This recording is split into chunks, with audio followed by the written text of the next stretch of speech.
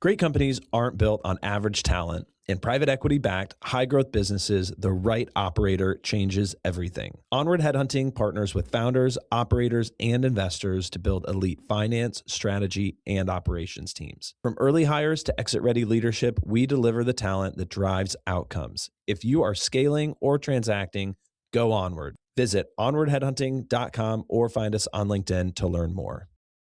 This is Scott Becker with the Becker Business and the Becker Private Equity Podcast. Today's discussion is Occupy Wall Street, attacking the 1%, anti-Semitism, and more. So here's the gist of this, that whenever a political party or society starts to base winning its elections or its political strategy on attacking the rich, going after the 1%, or things like the Occupy Wall Street movement, sooner or later it leads to two different things. First, a much weaker economy, and almost always it breeds into anti-Semitism because for whatever reason, there's only 15 million Jewish people in the world.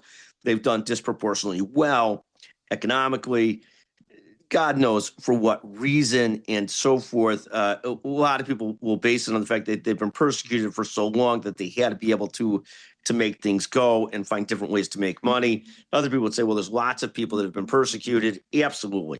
But either way, no matter how you look at it, these movements, the anti-capitalist, the wealth tax in California, the Mayor Mamdani in New York attacking Ken Griffin and the billionaires with his PDA tax, I can't pronounce that correctly. These movements over time either denigrate into anti-rabid, anti-wealth, or anti-Semitism, or both, or they bounce back as leadership realizes that capitalist entrepreneurs are absolutely needed to actually make a real economy work. Over the course of history, different countries have chased out their capitalists over the course of the last 1,000 years or so, only to invite them back in when they realized how bad their economy was doing without capitalists and drivers of trade and business. The United States as a whole, of course, it's a damaged nation. Everything's a damaged nation, but I think it's damaged in ways different than other people might think it's damaged. You have to look at the U.S. and say it's the third largest country in the world by people. And if you look at China and India, the largely the poorest 10% in our country does 1 million times better than the richest 10%. And that's not the richest 0.5%, but the richest 10% in India and China. So the United States as a whole does an incredible job taking care of its less wealthy and does much better than every other large country in the world. It's not perfect, no doubt about it.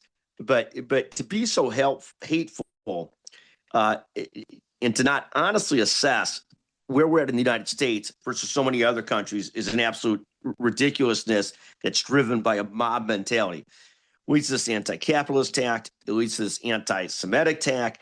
It's overall long-term horrendous for a society and for being able to take care of the 350 million people that we have here. It's fun, but it's stupid.